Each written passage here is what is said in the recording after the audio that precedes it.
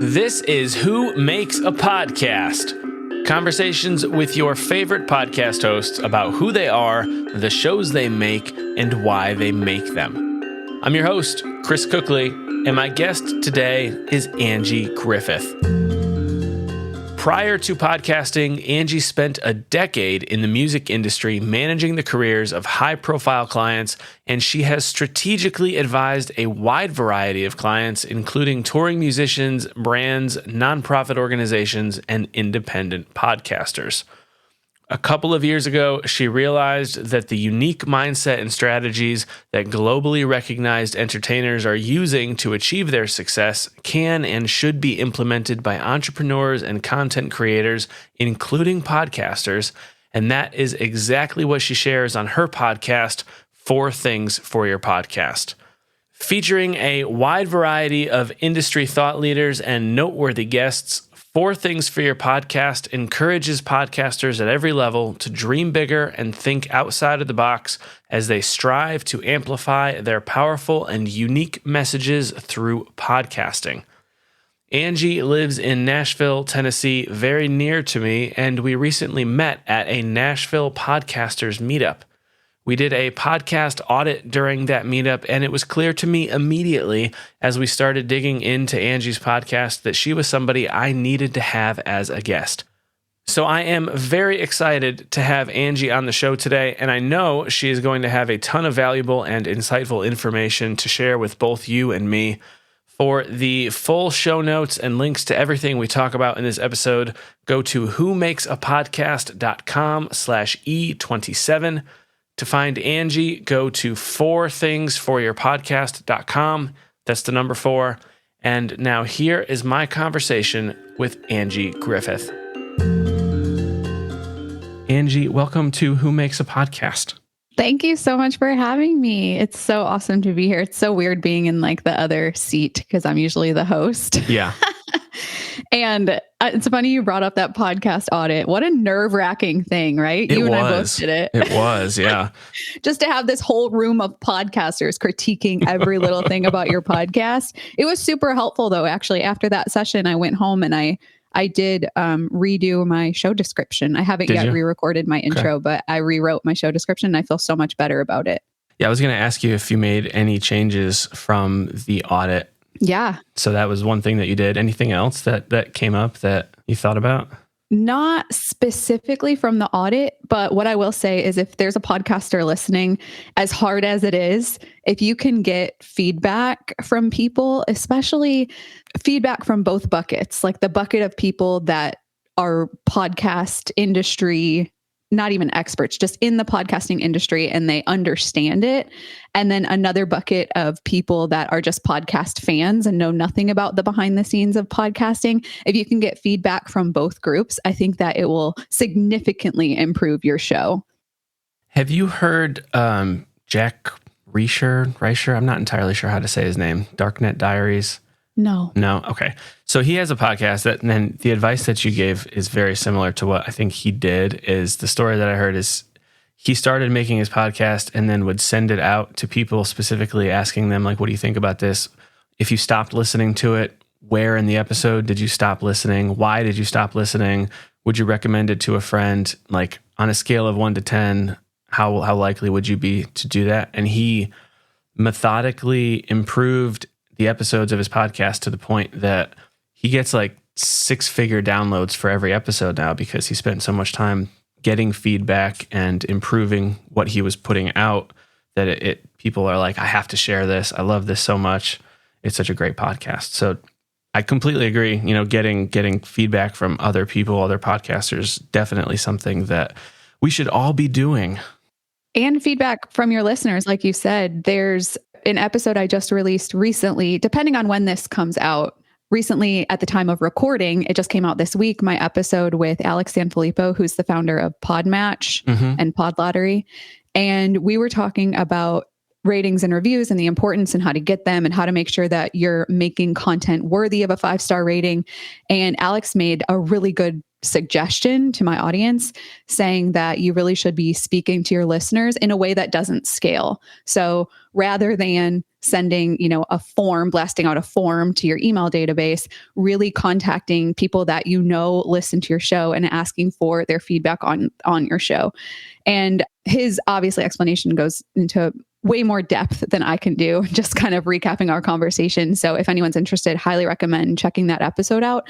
And I actually did the opposite. And I was, I understand where he's coming from in speaking to your listeners in a way that doesn't scale. But me personally, I do have to prioritize my time. And so I did link a Google form in that episode show notes. And I'm curious to see how it performs and if anyone actually takes action on that form. Like I said, it just came out this week when we're recording. So I haven't gotten any yet, but I am excited to see when that comes through. And I will take those notes to heart and try to improve the show as much as I can for my listeners. I think on that episode, he also said that he would ask people if they would get on like a 5 or 10 minute call with him. And he would ask them some very specific questions about what they liked or didn't like or anything like that about his podcast, which is pretty cool.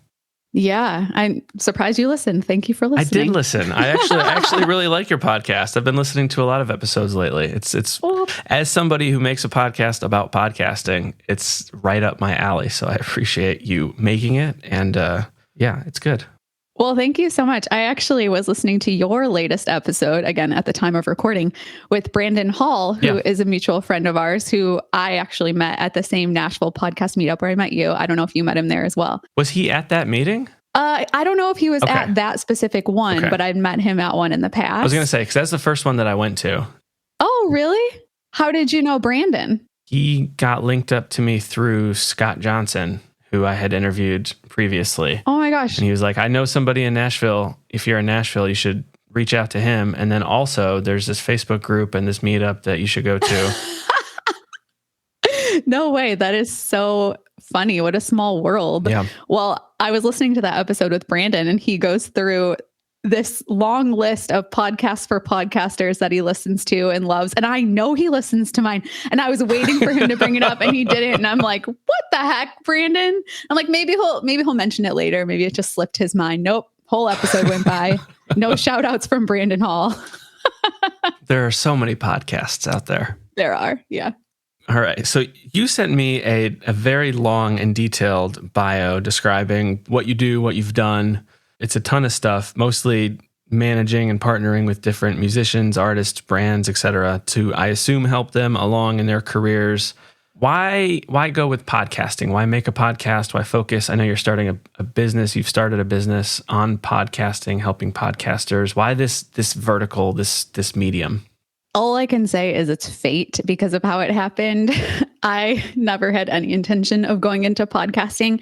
I was in the music business for my entire career. I was managing touring, recording artists. And I just realized about 10 years into my career that I was working 24/7 to build somebody else's empire. And that just didn't make any sense to me. I was thinking, if I'm going to work this hard, it's going to be to build my own legacy, not somebody else's legacy that could fire me at any moment, because artist management is a lifestyle career. Like there's no days off. My entire 20s, I didn't turn my cell phone off one time. Wow. That's how it was.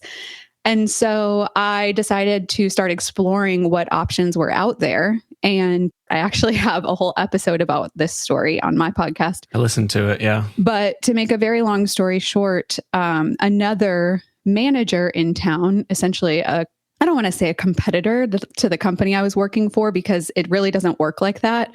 But the same type of company that I was working for, artist management, I had a conversation with them about building out a brand partnerships department. And it was the best of both worlds because I was getting to partner with them on the department rather than having to start my own business, which was scary. And I didn't necessarily have the resources to do that. And I still got to kind of tie in my background, which is music industry, to what we were doing going forward. And it was kind of like the perfect scenario. And when I was leaving one of our final meetings, the owner of the company said, "Hey, Angie, like both of us have extensive networks in the music industry, but do you have any idea how we can create relationships with the heads of brands? Because to have a brand partnerships department, you're connecting artists with brands to put together campaigns." And I had to think like quick on the spot. And I was almost too embarrassed to even say this at the time. This was what year would this have been? 2018 or 2019. I was like, well, what if we started a podcast where we're interviewing the heads of brands? Because we don't necessarily need that person right then, but then we're starting to build relationships across the board with all these major companies. And when there is a fitting opportunity, we have a direct contact that can connect us to the right person within the company. And he was like, holy shit, that's brilliant. Like, do you know how to start a podcast though? And I was like, no, but I'm a manager. My job is to figure things out. I'm sure I could figure out how to start a podcast. It can't be that hard. Yeah. So I spent the next, I think it was like 2 weeks or so, just learning everything I could about how to start a podcast. And that part's easy. Like starting a podcast is easy. The tech, sure, that's easy to figure out. But what I started to realize was we can't start a podcast based on what the podcast can do for us. We have to start a podcast based on how we can serve an audience that actually wants to tune in to what we're giving them so that we're able to reach, enough people to keep this thing sustained and going. And so my project turned more into figuring out less about how to start a podcast. That I threw together very quickly into a Canva presentation. But the rest of the presentation was a mock podcast that I think people would actually listen to. Yeah. And I did a whole mock photo shoot. I made cover art. I made a logo. I made an Instagram account. I basically had to present to the company, hey, this is what I'm suggesting we do. So you basically started the podcast. Yeah, I essentially did. And after that meeting, the owner of the company pulled me aside and he said, Angie, I don't think we should start this brand partnerships department anymore. How do you feel about me signing you as our first ever podcast client? I'll match the salary that you're making now plus bonuses, and we'll just see what magic we can make.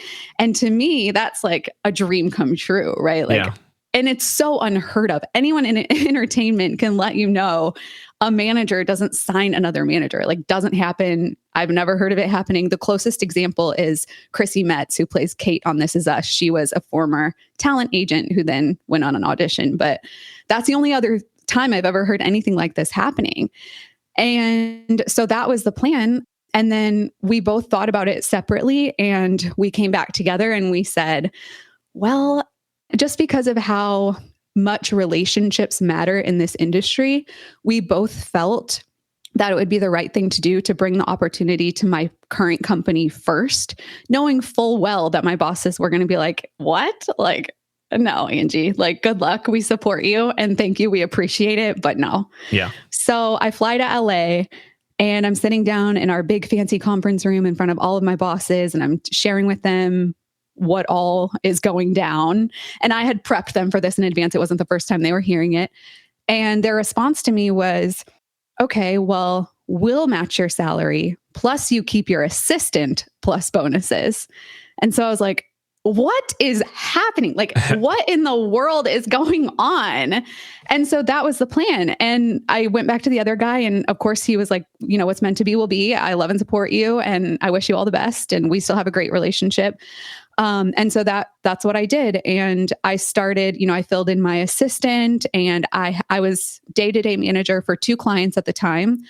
I was able to transfer one of the clients to a manager that was just getting promoted. So that was fine. The other one was a legacy act that I had been with for the whole time I'd been at the company. I was the only manager to ever work on that account. And so I knew that one would take some time. And so while we were interviewing managers for that client, I started to work on the podcast idea, and then boom, the pandemic hits. And we're all like, well, this doesn't make any sense right now. Our entire revenue was touring. Yeah. We had to pull down all of our tours. So of course, to take a risk on that kind of project, it just wasn't possible anymore. And it didn't make sense for any of us. Yeah. And so in the meantime, I decided, well, at the direction of my bosses, to build out a podcast division, because our mindset was, okay, Angie, you can still be getting experience in all things podcasting while finding new money for the company, right?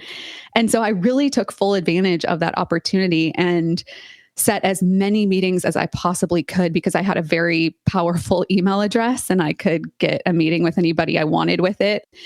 And I was able to, make some really cool deals happen for our clients, launched a podcast, did a network deal. I mean, just like a bunch of random things, did some consultation And then when we were kind of circling back up to putting back up all of our tours and getting back to normal business, that original plan just didn't really make a ton of sense anymore. We had all kind of grown and I had different interests. And it just made sense for me to essentially take the division and take one of the clients with me with his podcast project, which was good to kind of like kickstart my company.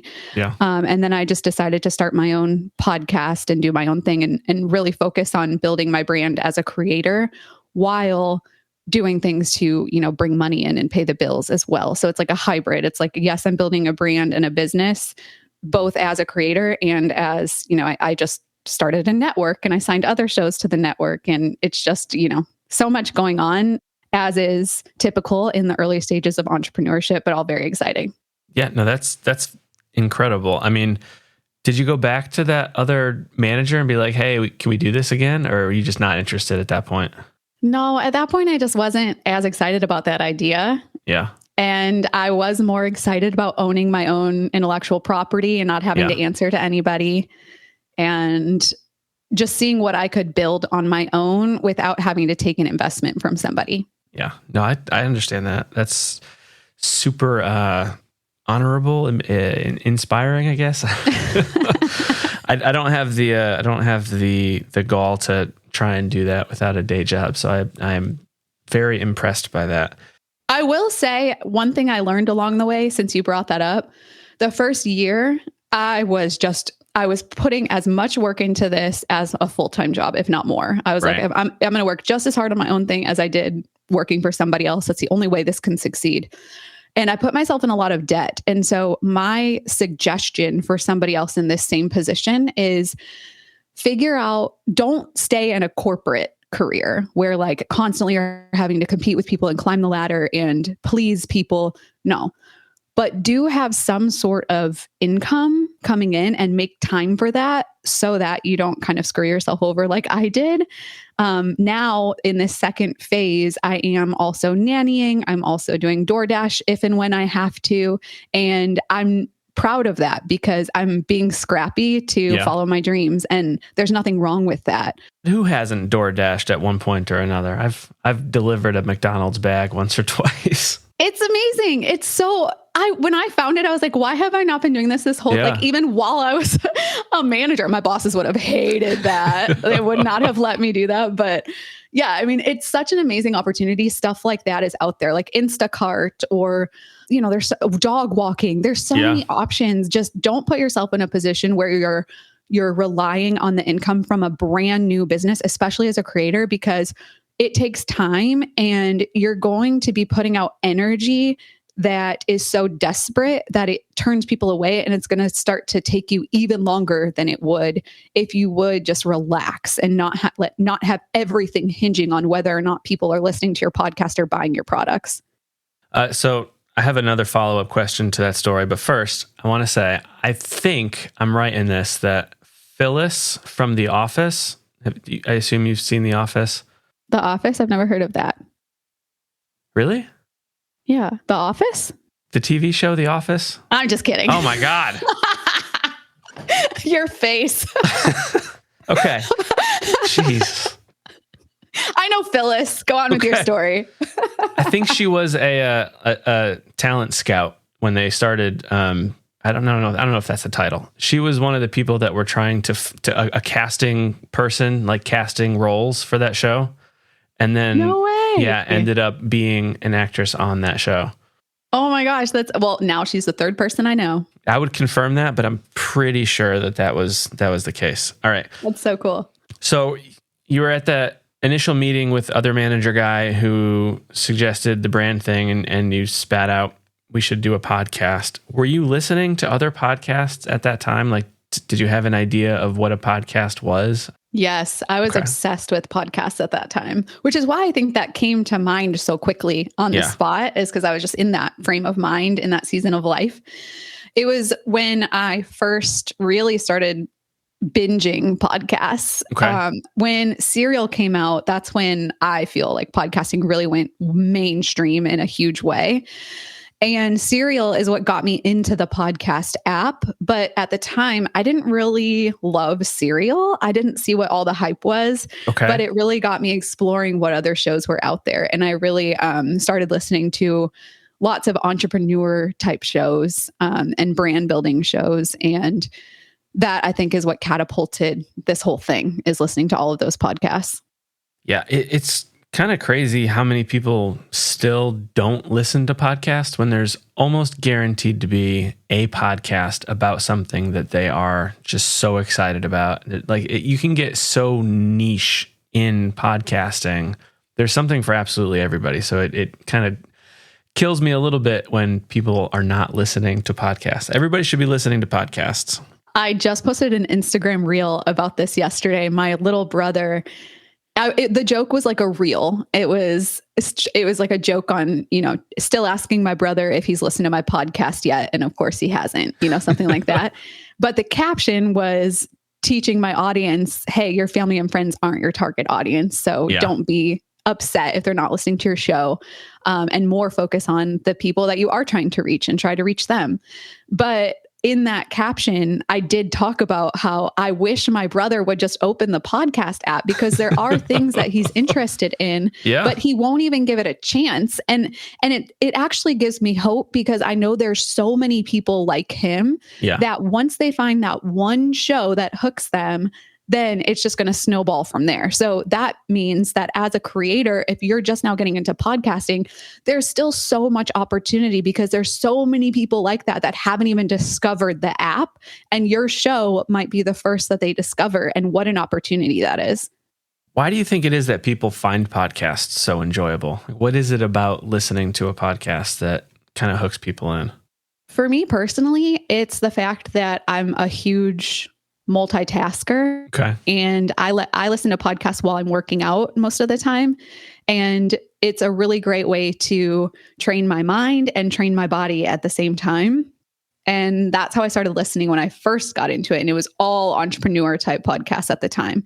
And I learned so much just in my gym time. I felt like I was an expert in this new world. And I was bringing a lot of value back to my company with stuff that I was learning, especially in the PR space, because music PR is very different than creator PR. The way that I would describe it is, in my experience, music PR is very passive and creator PR is very active. And I knew nothing about active PR. And I just found it so fascinating. That, and same thing with brand partnerships. I learned so much about brand partnerships from listening to the podcast is called the Influencer Podcast, and it's by a woman named Julie Solomon. And I think she is just the most brilliant entrepreneur, creator, leaning into exactly what she's really good about. And she shares so much wisdom. I learned more about PR from her than I did in my decade in the music business, working with publicists on a daily basis. Like, it's stuff like that just makes it really exciting for me to be able to do two things at once, whether I'm driving, on a walk, working out. You don't have to be looking at something. Like, that's why I don't like YouTube, because I'm never going to sit there. Why would I watch a YouTube video of somebody's podcast versus like watching a fully produced Netflix show? Like, it just doesn't compute in my mind. So you don't fall down the YouTube rabbit hole at all? No, I don't. Oh, I lose so much time to YouTube. It's stupid. Really? Yeah. The only thing I go to YouTube for is if I need a quick tutorial. And even then, I'm like, skip the intro, get to the point. Like, I just want to know exactly what I came here for. I don't have time for anything else. That's how they get you. I actually nanny. I mentioned I nanny, and I have 2 8-year-old twin boys, and their favorite thing to watch over anything, over Disney Plus, over Netflix, is this YouTube channel called Mr. Beast. Are you familiar? Yep. Oh, who hasn't heard of Mr. Beast? Yeah. He's got like, I never had before I met these boys. 500 million subscribers. Yeah.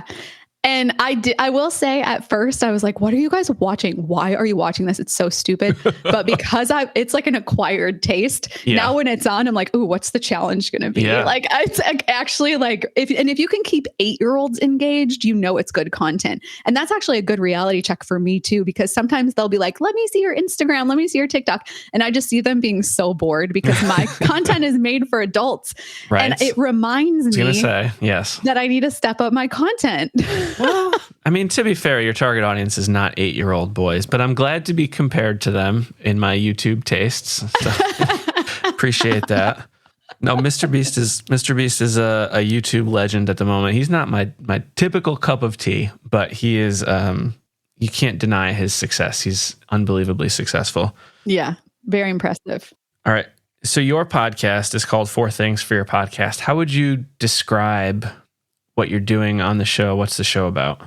I would describe it as a podcast for podcasters that is done in a more, or I guess a less boring way than a lot that I've heard. And I know you have a podcast for podcasters too, and I'm not saying yours is boring.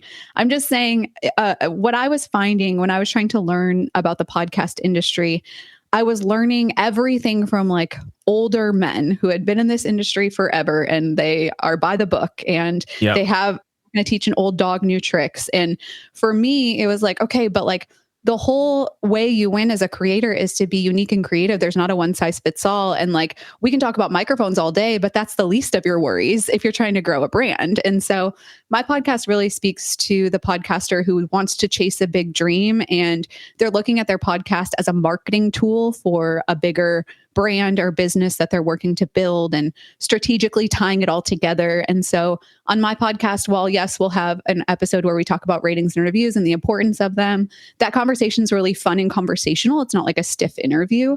Yeah. And then in the next episode, I might talk to a reality TV star about their experience getting, through the interview process and like, how did the show happen? And then how did their life change after the show? And if they started a podcast, like, does the reality show audience come over and listen to the podcast? It's like stuff like that. It's like past the kind of basics of podcasting and more into like the bigger picture. Okay.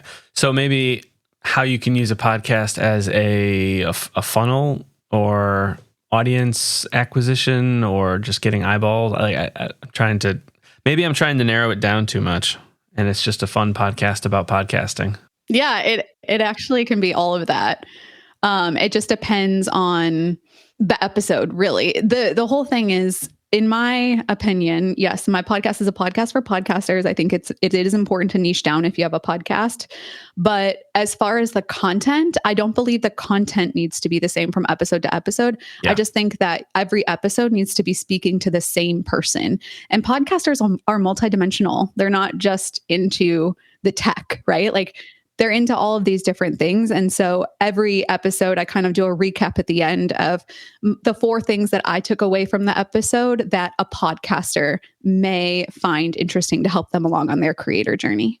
Have you had any like shell-shocking nuggets that you've learned from any of your guests recently that you've taken and applied to your own show? Oh my gosh. I feel like I learned something in every single episode. The one that sticks out the most is a recent episode. It was the episode that came out last week, again, at the time of recording. It's with a woman named Kelly Mosier. And we talked about her strategy for pitching to guest on podcasts, whether you're a podcaster or an entrepreneur, even just trying to dip into podcasting as a way to get exposure for yourself and your brand. And her strategy was just mind-blowing. It was backwards than everything all of us usually are doing as far as, how to pitch ourselves to podcasts. And I just found I learned a lot from that episode, and I took a lot personally away from it. It's changed my pitch strategy. It's changed how I approach guesting on podcasts. And I just highly recommend, if anyone's interested in that, to check it out. I have actually downloaded that and added it to my queue already. I haven't quite got to it yet because I'm working my way through your 2-part year-long recap from March, I think. Yeah. And for the person listening, what he's referring to is episodes 36 and 37 are a deeper dive into the story I shared about how I got into podcasting is part 1. And then part 2 is my unfiltered truth, year 1 in entrepreneurship, about my download numbers and how much money I was making and how much I spent on ads and how much I spent on coaching and all of that stuff. And then I plan on doing a year 2 unfiltered at the top of the year, likely in March. Yeah. Yeah. You didn't hide anything. It was very insightful. Yeah. I won't hide anything in year 2 either. So you said, when you're having conversations on the podcast, they're fun, conversational, not always like stiff interviews. And I will say that I noticed when you're interviewing somebody, you genuinely seem like you're best friends with these people, or at least really good acquaintances with your guests, and there's a great chemistry there. Are you doing anything in advance of the interview to foster that? Like, what's your pre-podcast thing look like to get guests on your show that you're comfortable with? Or is that just your personality to like it? Is that something that I can duplicate? Because I'm super awkward with my guests when we first get on, because I haven't met them before. We've exchanged emails, and then it's like, hey, I'm Chris. All right, let's record. So like, what are you doing? Help me be better with my guests. First of all, you're fantastic. Thank you. And no, actually, this is an unpopular opinion, but I am firm against pre-convos. Yep. I feel like a pre-convo is what makes you lose that magic. Okay. Because you're not able to interact with that person in real time and get to know them and introduce yourself and ask the questions and kind of get like inspired responses. And so I don't do any pre-convos.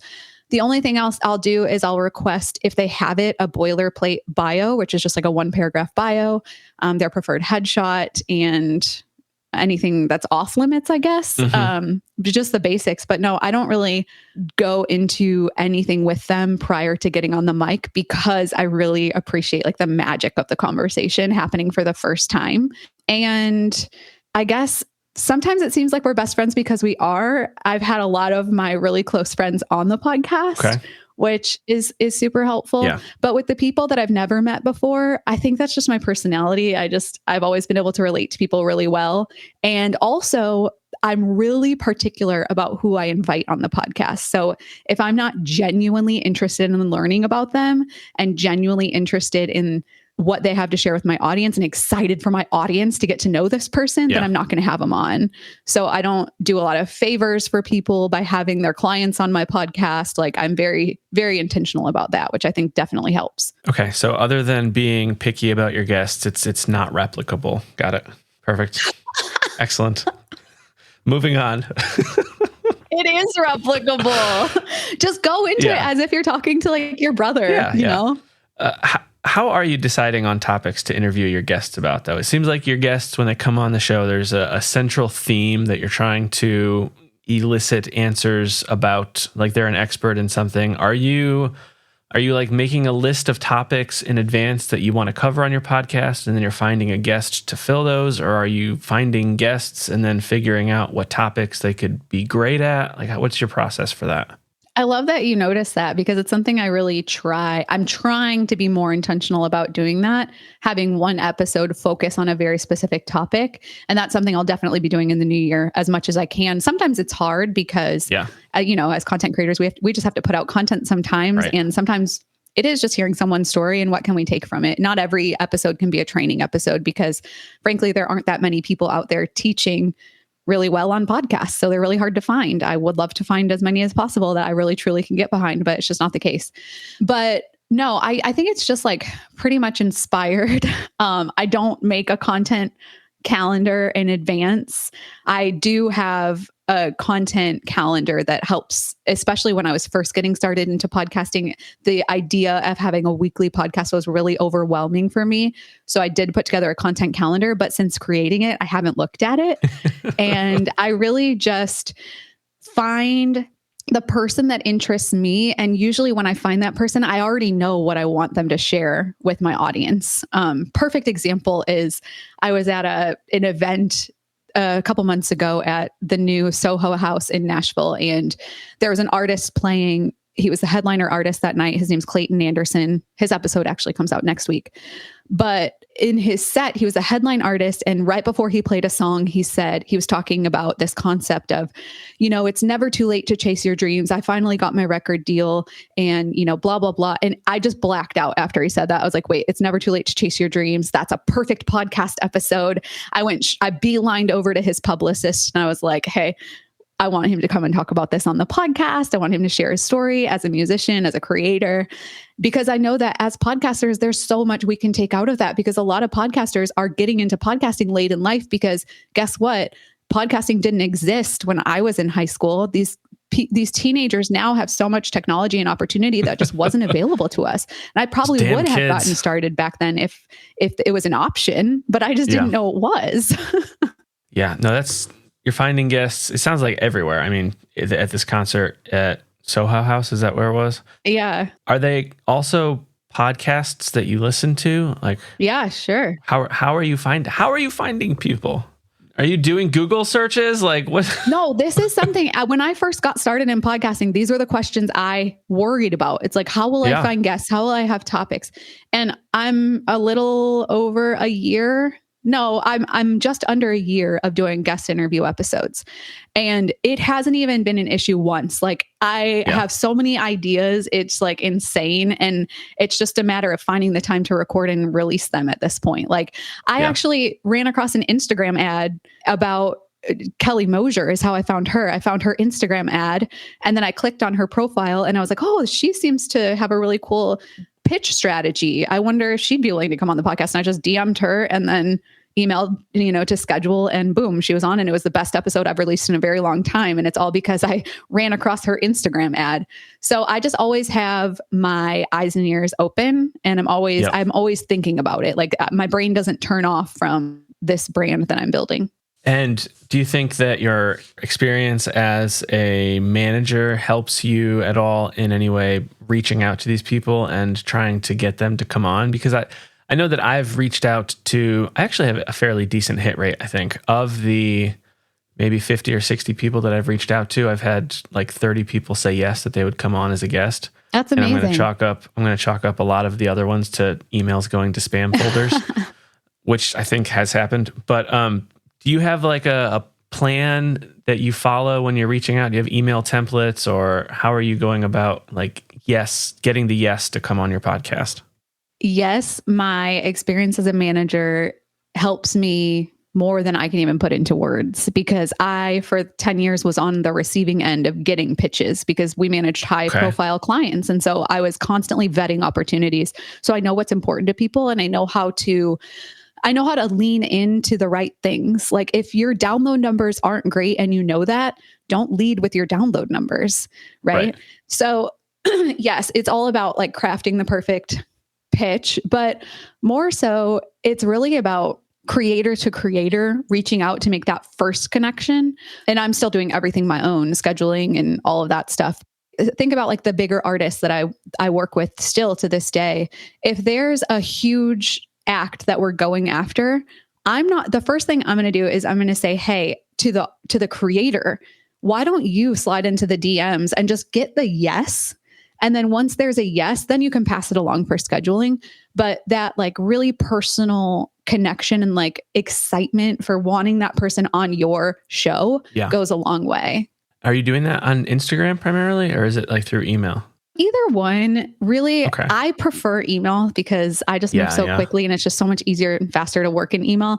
But most creators, like as much as it pains me, they're not great about checking their email, and it sucks for them because I'm sure they're missing out on a lot of opportunities, but it's just how people are. So yeah, it's just know your audience, know who you're reaching out to, and go the way that you feel like it would be best received.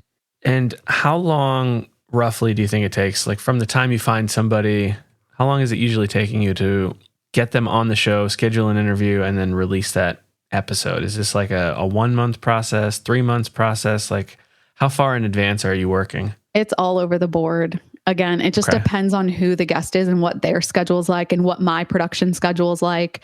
There's been times where I invite them and I say, hey, I'm open tomorrow. I had a cancellation. Would you want to just do it tomorrow? And they're like, yeah, and we just knock it out.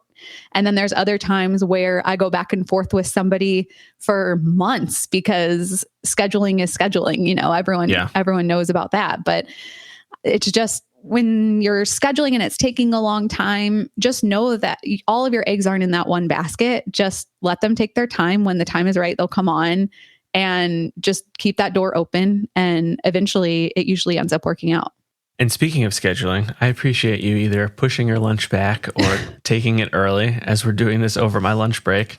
Normally I'd record these in the evening, but here we are in the middle of the day because I know it fits with your schedule. I appreciate you doing it earlier. The reason I suggested we do it earlier is because my brain shuts off at night. I am a morning person. I am not a night person. If I were to come on this podcast at night, it would be a terrible interview. What time are you waking up in the morning? It depends. I aim for 6 o'clock. Okay. But sometimes 7. On my bad days, 8. What is that life like? I have to get up at 5. At 5?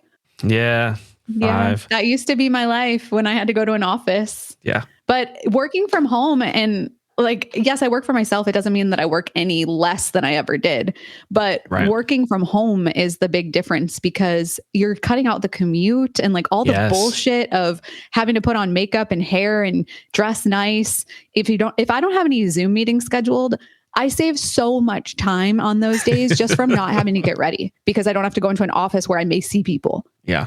I get up at 5 primarily so that I can work on this podcast. And then by 6 o'clock, it's get the kids up, get them ready for school, get them out the house. And then it's to the real job at that point. Good for you. Yeah. Thanks. So you've released a large number of episodes for your podcast. Is it every week, every other week? It's every week. Mm-hmm. Every week. Okay. And I know that you are using it primarily as a business building thing. So maybe this doesn't make sense, but do you find it difficult to stay motivated to create new episodes at all? No, I find it. So let me back up. When I first started the podcast, it was, in my mind, it was okay, I'm just going to serve my podcast audience as a way to nurture them into buying my product, services, memberships, using it as a funnel into my income generating products and services. Mm-hmm. And I learned very quickly that for me personally, that wasn't going to work because I really wanted to share the best of the best that I possibly can with my audience. And I knew that wasn't going to be just me every week. Yeah. And a lot of podcasts do work well that way. But for me personally, I wanted to keep learning while I'm doing this in a way that's fun, and I'm building relationships at the same time, and I'm making connections with people that can get me places that I can't get on my own. And I wanted to not filter what my guests were sharing. If they had competing products and services, I let them promote those and I directed my audience towards those.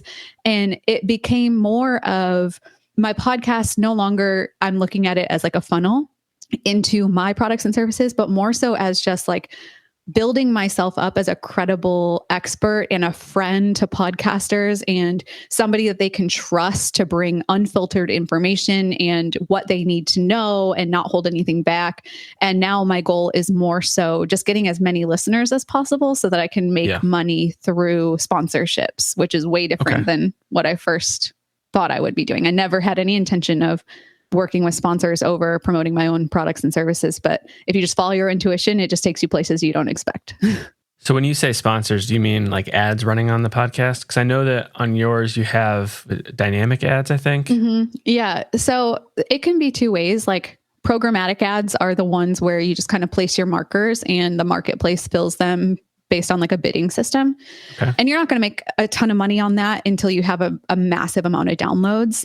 Sure. The reason I have that set up on my podcast is because my podcast could theoretically blow up tomorrow and I don't want to miss out on that revenue. Right. Right. And so I just have all of the systems in place so that when it takes off, I'm going to make money right away. But sponsorships can also happen by way of working one-on-one directly with sponsors, which again, you do need downloads to do that. So, and my podcast is very much so still in the growth phase. But if I keep serving my audience in a way that is the focus is fully on them and the value they're getting rather than what am I going to see in return based on enrollments into my programs, I really feel like it's just a matter of time. It'll pay off. Do you have any particular hosts that you look up to as far as podcasters? Who are you looking to other than your guests when you're learning from your guests? Who are you following to learn from, to be inspired by? Who's on your rotation that you're really excited to see a new episode from? If I'm being really honest, it's something that I've been thinking a lot about lately because it's disappointing to me that I don't have an answer for you. No. When I first started listening to podcasts, I was obsessed. Again, like Julie Solomon is a great example. Like I binged her episodes. I couldn't wait for the next one to come out. Amy Porterfield had great episodes at the time. And Rachel Hollis had a really amazing podcast. And all of these different, it was like the heyday of podcasting. Jenna Kutcher, Russell Brunson, Rick Mulready, like all of these podcasts were just crushing. But at this stage where I'm at, I'm not finding all of their content to be as valuable as I once did. I may have outgrown what they're teaching a lot of. Yeah. Which could be a problem. So, and of course, they're still serving a massive audience. So they're still doing a wonderful job. It's just me personally, I'm not finding the same value that I was in those podcasts. And I would really love to find something that I look forward to. The one I will say that I do enjoy the most, outside of true crime, of course, like I love true crime. But as far as like regular podcasts, Smartless is one. Yes. I just think for many reasons, it pisses me off because they're just massive celebrities and they have so many downloads. And to me, it seems like all they do is show up and record and go home and they're just like making millions of dollars and their team is doing all the work. But on the other side, they're inspiring to me because their chemistry as hosts and their ease of conversation. There's a reason why people are listening to their podcast. Yeah. And it's because of the audience connection. They do a really amazing job addressing their audience as a single listener, which I think is super important, rather than saying you guys or everyone, which I feel creates a huge disconnect. And so they do a really good job of stuff like that. And like, they have a fake character named Tracy, who's Sean's sister, who doesn't understand industry jargon. And so they've created a really cool character around her. And so there's stuff that they do that's really intentional that I do draw a lot of inspiration from. Yeah, I love that show too, honestly. It also pisses me off, frustrates me that, they started it and it is, it's genuinely a really good show and they are obviously very comfortable with each other and that comes from years of working together and they're clearly really good friends outside of the podcast and like all of that matters and they're performers professionally and they know how to be on mic and they know how to act and their timing's great and like they have all the ingredients and it's still like, let's just turn a microphone on and make a podcast and now we're going to make tons of money and be super successful and get all the downloads and everything, partially because it's good, but also partially because they just had that brand already with their names. Right? Like, yes. And you know what? A win is a win. What's that reel or TikTok? It's like a win is a win. I get it. Good for them. Good on them for, capitalizing. People try to say the same thing about Joe Rogan, but the difference is Joe Rogan was hitting the pavement for years and years and years and years and years, which I am very happy for Joe Rogan. I don't have any sort of resentment towards him. I think a lot of my kind of, I don't know, I guess this like bad taste in my mouth comes from being in the music business where I'm constantly seeing people get given opportunities just based on the number of people that know who they are and they don't put any heart and soul into what they're doing. And meanwhile, the creator next to them is busting their ass and creating killer content and really serving an audience. And they're not getting opportunities just because they don't have enough followers. And that's what really disheartens me. Yeah, there's a podcaster that I follow, Graham Cochran, who's actually been a guest on my show, that says something like, without an audience, with an audience, anything is possible, and without an audience, nothing is possible. So his whole thing is like, get your listeners, get your followers, and then you can do basically anything. You could start another podcast, you could sell products, he's an entrepreneurial podcaster as well. So yeah, I definitely resonate with that. In many ways, it has to be the right audience though. Like, right. This is a conversation I have with friends that are on reality TV shows. If you're on a reality TV show about, let's say, your dating life, and then you go start a podcast about cooking that has nothing to do with your dating life, it may not necessarily work out in your favor. But the one thing that always works out is because you were on this show and you have this massive following, people want to be connected with you. And so it opens the door to a lot of opportunities that can help to grow your download numbers over time. Getting back to your podcast, did you have any sort of history with the technical side of audio recording before you started making your podcast? I know you said it was super easy to figure it out, to get started. Your podcast sounds good, so I feel like you've kind of got that sorted out. Did you know what you were doing at all before getting into that?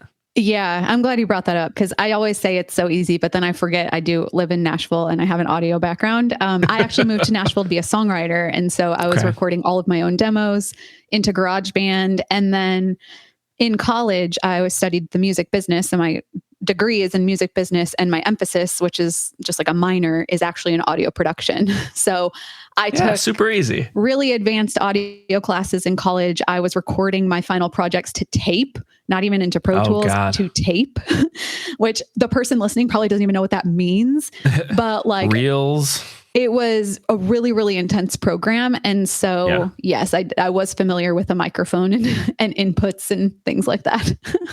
And then I know that you also said that it doesn't really matter, but I have to ask, I guess I don't have to ask. I want to ask, what is your technical setup right now? What are you using as far as microphone, headphones, software? Yeah. My whole thing is high level strategy, simple AF tech. And that is what I preach. That is what I share with all of my audience, my clients, everything. Truly, the space you record in is more important than the microphone you use. And so my setup, you're looking at me, I'm just in my home office. Like there's nothing special about this room. It has hardwood floors and, regular bare walls. And I haven't put any treatment on the walls. I just have, a couch behind me. I have a couple cloth chairs. I have some throw pillows. I have curtains. I have a rug on the floor. So as much padding as possible to absorb the sound without getting crazy about it. And I think my audio sounds just fine. And then the microphone that I'm using right now to record is a Tascam TM70, which is a dynamic mic. I absolutely love it. It was given to me through a partnership, which I love even more. So I didn't have to pay for it. It sounds great. For somebody listening, I think the best budget mic is the Samson Q2U, which sounds amazing. And then if you have a little bit more to spend, I love the Shure MV7. Those are my two favorite mics. And then my headphones, you're watching me wear headphones. Usually I wear earbuds, like just basic earbuds. Because, the big old men audio gurus will be like, oh, well, there's bleed from, the microphone. And I'm like, no, there's really not. Unless someone's screaming and you have your volume turned up super high, it's going to be fine. Yeah. I think that earbuds are more discreet, especially if you're an influencer and you're doing video. Like, you don't want to be wearing these massive, bulky headphones. Like, earbuds are fine. It's part of the look, though. It's part of the podcasting look. That's the new wave of podcasting. We don't need all of that. My new earbuds are just on their way from Amazon. They should be here any day. And then what else? When I record my podcast, I just record into Zoom, which again, audio gurus will be like, what? But it works just fine. To the trained ear, yes, you're going to hear differences in all of these things. But the normal everyday listener, which is the people that we're all going after to listen to our podcast, they number one, can barely tell if they can tell the difference between, certain microphones or whatever. And they don't care. They're there for the content. And as long as it's good, it doesn't have to be stellar studio quality, It's all getting compressed and streamed into a car anyway. Exactly. Yeah. I will say on the headphones, earbuds thing, I agree with the earbuds look better. I cannot wear them. Oh, really? They kill my ears. I haven't found a pair that I could wear for more than like 20 minutes at a time. Well, the trick is to have the ones with like the rubber padding on the inside. I can't wear the Apple earbuds either because it's like plastic and those hurt my ears, but the rubber ones seem to work for me. Yeah. And then as far as, I guess you said, I was going to ask you about distribution. You said that you use, did you say, I'm getting confused with what you said on this interview versus what you said on your year-end recap. That's like, I listened to an hour ago. So it's in my head. What service are you using for distribution? In that episode, I was using Anchor. Yeah. And that's what I use and love. And I recommend to anyone just getting started. It's free. It's fantastic. Does everything you need. But now I've moved over to Spreaker because I've started my new network and I really love what they're doing over there. And I was able to take advantage of the dynamic programmatic ad insertions, which is huge, and offer that to all the podcasts on my network. And so it has, this much better functionality than Anchor, but nothing that I would be devastated to lose, if I had to go back to Anchor. So Anchor is a great place to get started. Was moving the RSS feed difficult between the services. I've been on the Reddit podcast subreddits and stuff, and there's always somebody asking about moving an RSS feed, and I haven't tried it, so I don't know if it's hard or not. But it can seem complicated. I do it so often that it's like second nature to me. But it definitely can seem complicated if you've never done it before, but it's really not, and it's doable. If there's somewhere else you'd rather go, by all means, highly recommend you move. Cool. So on your annual review episode that I just listened to, you were saying that you were getting somewhere in the 40 downloads an episode range. Has that gone up since then? How big is your podcast now? Yeah, it has gone up, but if I'm being completely honest, not as quickly as I would like it to. Yeah. And I'm actually, as much as like this sounds fake of me to say, I am kind of glad that it's following a similar trajectory as it should. Like, of course, I want to be the exception to the rule, and I want to skyrocket to 1 million downloads tomorrow.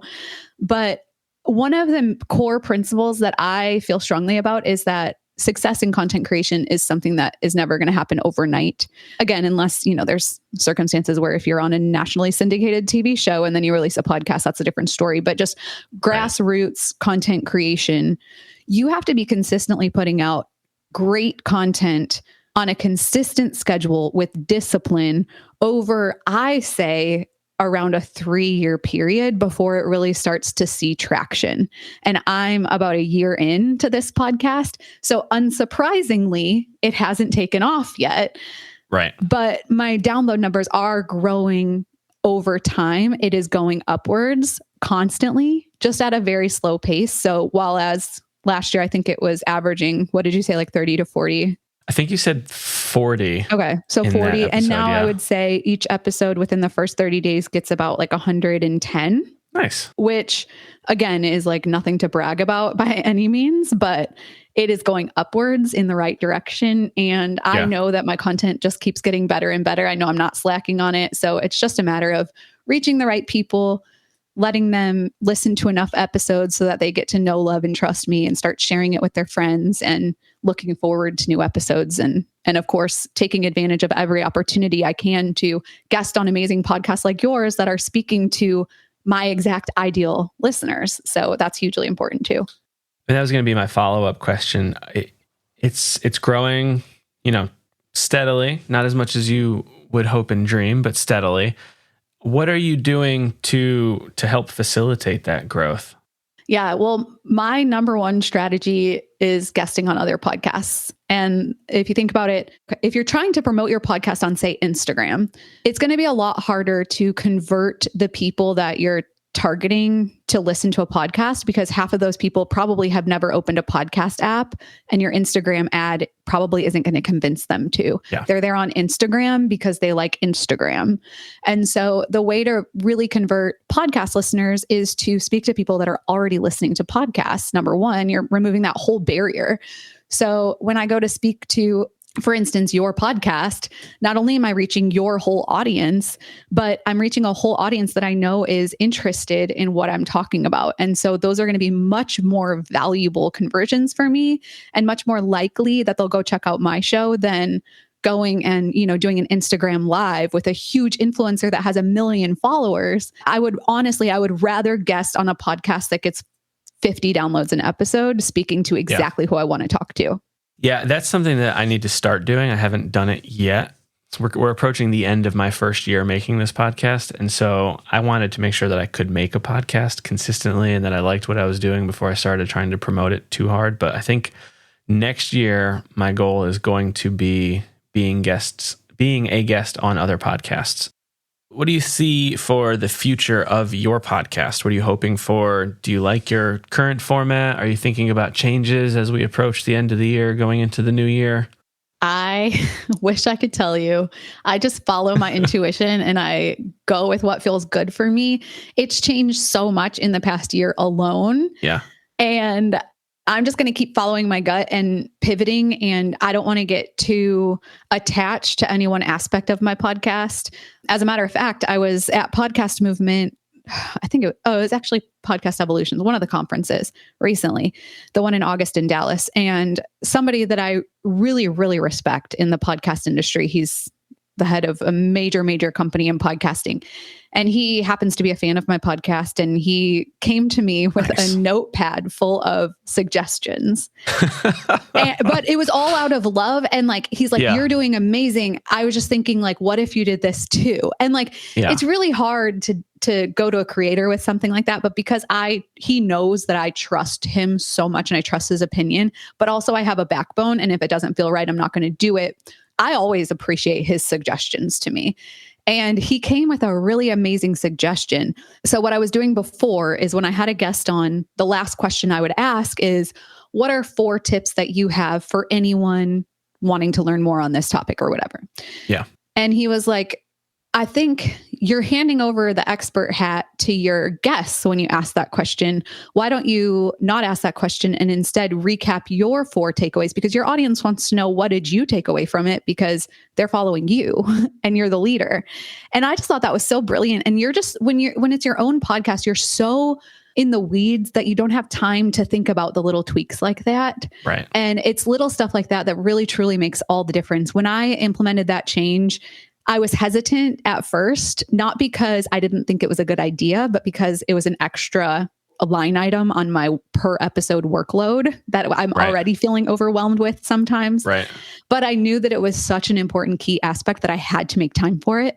And once I did, it was like, it was in such total alignment that it doesn't even feel like extra work because it just feels so good. And it was the right move for the podcast.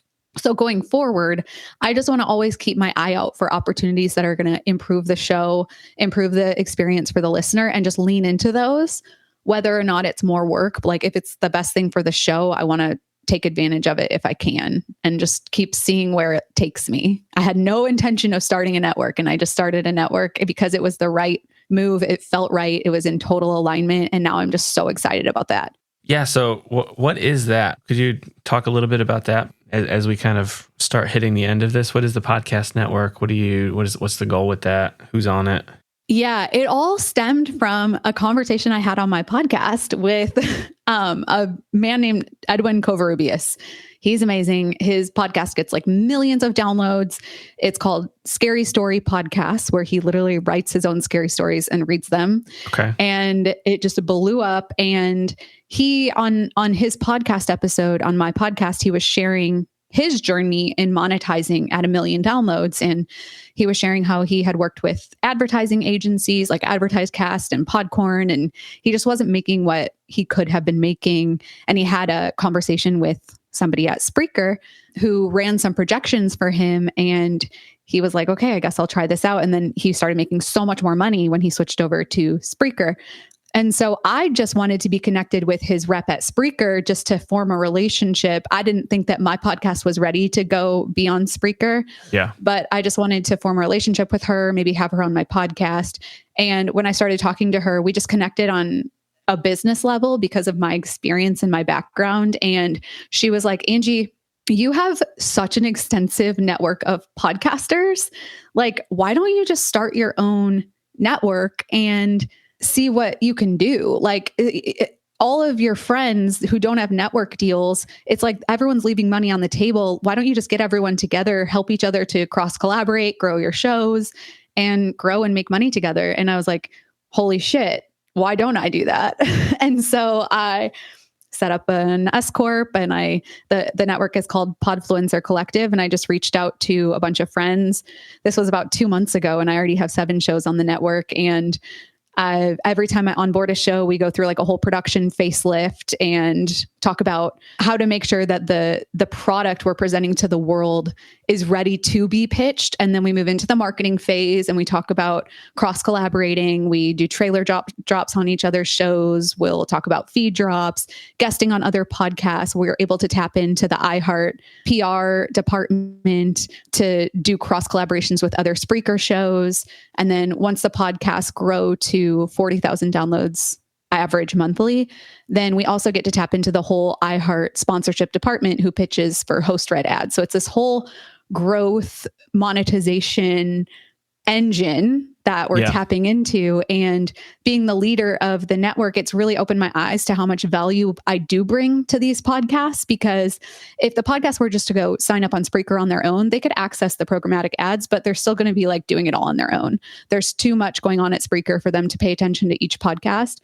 So me being that middleman and facilitating these conversations and making sure they're getting in front of the right PR people and making sure they're getting, the right opportunities presented as far as promotion is like so huge. It's been so much fun, and I'm so excited to see where that goes. So is that primarily what you're doing as far as the network goes? Is the interfacing between Spreaker? Are you like in the weeds on the other shows on the network at all? No, I'm not in the weeds. The podcasts still continue to run their own production. I do have a training session where I train them on how to use the back end. And I do help at onboarding, making sure that their feed transfers correctly. I do that all for them. And then I'm the one, this isn't Spreaker doing this, but I'm facilitating the feed drops, the trailer drops in network, and just looking out for opportunities for my podcasters, because the podcasters that I'm signing onto the network, I mean, of course I would love a bunch of million download podcasts, don't get me wrong, right. But where I am right now, because I don't have a huge investor or anything, I'm not offering signing bonuses. Right. It's really finding the creators that I just believe in, that I see working their asses off, that are producing killer content, who are being consistent and who are being disciplined. And I'm just taking a chance on them. And that's what I want to continue to do. That sounds awesome. So everybody should check out Podfluencer Collective. Everybody should also obviously check out your podcast, 4 Things for Your Podcast. What is one of the most important lessons that you have learned about podcasting since you started? The most important thing, for sure, if your goal is to build your own brand, your own business, and you're not just podcasting as a hobby, if you have a bigger picture mentality, I think the most important thing that I've realized is the power of networking and in-person relationships, specifically going out of your way to interact with people at conferences is huge. And not necessarily podcasting conferences. If you have a podcast for podcasters, then yes. But if you have a podcast about being a mom, going to conferences that target moms, right? Like interacting with the best experts in your field that you can in a way that's disarming. And like at podcast conferences, I barely ever even go into sessions. Like I am constantly just like taking meetings and getting to know people. And the magic happens at the after parties, like where you're just really getting to know people and like really just forming like friendships that lead to opportunities because people want to work with you because you're a friend, right? Like that is, for me, the most powerful part of my business is those relationships. That's fantastic advice. And the Nashville Podcasters Meetup, obviously where we met. So stuff like that. Networking and in-person relationships, bring it all back together. And if one doesn't exist, start one. Start one, yeah. Yeah. All right. Well, then where can people find you? Where do you want to send people? Thank you for asking. The podcast, you can just go to 4thingsforyourpodcast.com, the number 4thingsforyourpodcast.com. The network, you can go to podfluencercollective.com. And if you are a podcaster considering joining the network, you can fill out a form and we can see if it's a good fit. If you're a brand looking to do sponsorships with podcasts, you can also go there and submit for that. And we can find the right shows for your campaign. And everything else, if you just listen to the podcast, there's a call to action in every episode with links to get on my mailing list. Just go to the podcast, figure out an episode that looks interesting to you and listen to it. And please keep listening and share it with your friends. Excellent. Angie, thank you so much for coming on Who Makes a Podcast. Thank you so much. It's such an honor to be here. I really appreciate what you're doing for the podcast community and for having me on. It's such an honor. So thank you so much. That was my conversation with Angie Griffith, entrepreneur, coach, and host of the podcast 4 Things for Your Podcast, which can be found on all of the major podcast networks. You can also find Angie at 4thingsforyourpodcast.com. My name is Chris Cookley, and you can find me at whomakesapodcast.com. If you enjoyed this episode, it would be an enormous help if you left a review on Apple Podcasts, Spotify, or wherever you're listening right now. And it would be an even larger help if you shared this episode with just one person who you think needs to hear it. And if you host a podcast and would like to be my next guest on Who Makes a Podcast, please let me know by going to whomakesapodcast.com/guest and tell me about your show. This is Who Makes a Podcast. I'll be back next time with another conversation with another incredible podcast host. Thanks for listening.